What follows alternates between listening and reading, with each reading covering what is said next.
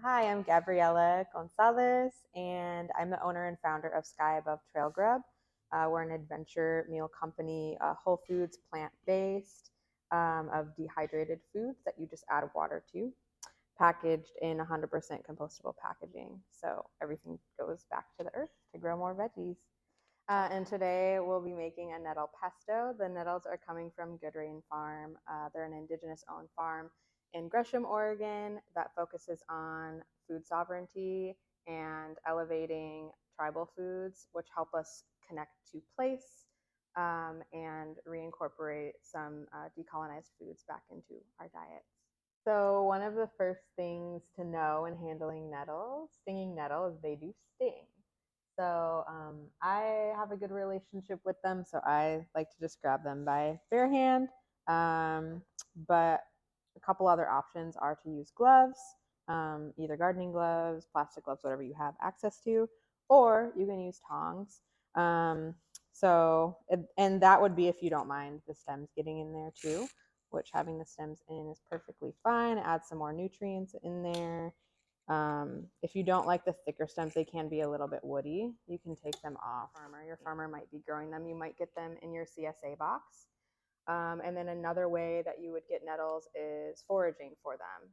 If you're going to forage for any wild foods, make sure you know what those foods look like and that you're using at least 3 key identifiers to confirm that that is what you're gathering. And then also check either with your community, with people that have this knowledge, or a good website to look at is United Plant Savers to figure out which wild foods are on the endangered list. And then go from there and make sure you're researching sustainable harvesting practices. So the first thing is knowing that these do sting. They're called stinging nettle. So I have a deep relationship with them, so I feel okay handling them with my bare hands. You might want to use gloves if you don't want that sting, because it can sting for like the rest of the day. So yeah, you'll just want to start by, I like to include the stems if they're kind of thinner like that. If they start to get thicker, you might want to take them off and you could save them for tea. But kind of just adding your nettles in here. And a lot of recipes call for blanching of the nettles. And the reason of this is because that takes the sting out. So you can't just chomp on this raw. I don't blanch the nettles because it takes a lot of the nutrients out with the water, and it will also change the texture of the pesto. It's going to make it a lot more watery. I find that the food processor does a lot of the work for us, so we don't necessarily need to blanch them beforehand. But if you feel more comfortable doing that, feel free to do that. And the beauty of pesto is you can use any green that you want. So we're using nettles today, but you could use spinach. You could use, classic basil, any other herbs too. I think it's a really awesome way to incorporate different medicinal herbs if you want to go that route. There's just so many options with pesto. So get a good amount in there. They're going to reduce a lot once we start chopping. So there's that. And it's kind of just add everything in and go. There's many options for pesto. I think the classic is pine nuts. Since those are not as sustainable and harder to find here, there's a lot of options. We have sunflower seeds, walnuts, hemp seeds, but today we're going to use pumpkin seeds since that is a regional food. And I just like the flavor, and it gives the pesto a really nice, deep, beautiful green color. We've toasted these beforehand. That just kind of helps bring out all of the flavor and some of the oils inside of the seeds.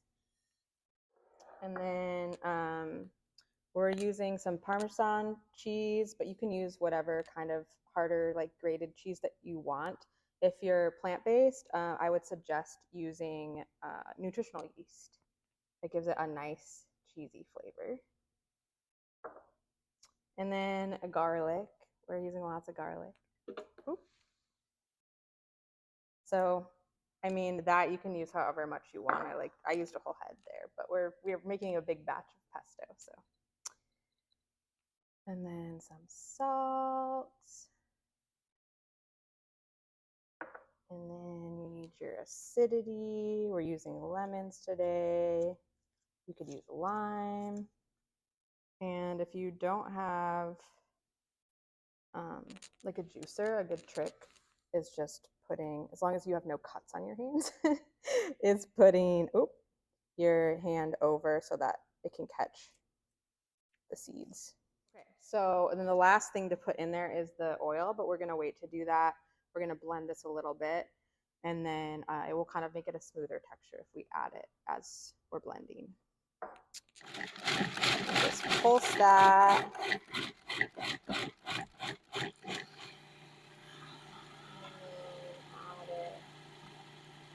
I'll start with like maybe a tablespoon and then go from there. You can smell the pumpkin seed, like the toastedness coming out a lot. Okay. Scrape down the sides. There's still a lot of like nuts in some of the cheese there too. And I think we could put a little bit more oil in.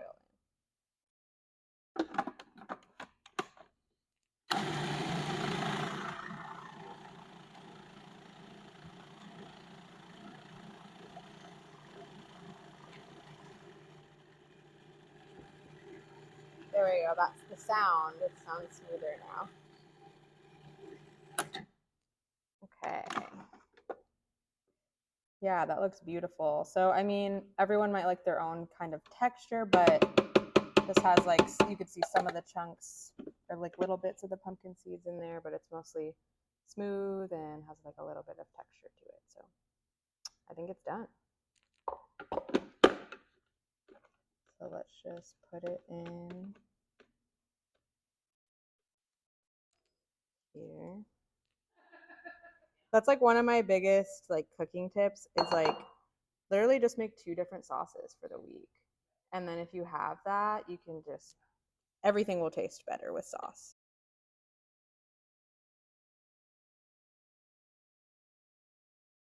Good Rain Farm is one of the most accessible CSAs in the area. They offer so many different payment plan options. They have SNAP. You can also just pay over time. And they have scholarship CSA boxes. So that's sponsored by Oregon Food Bank, I believe. And that just helps give all folks access. And they have those in abundance. So just checking on that every year. You can get a whole spring, summer, fall share on scholarship if, you know, paying for a full share is not accessible to you.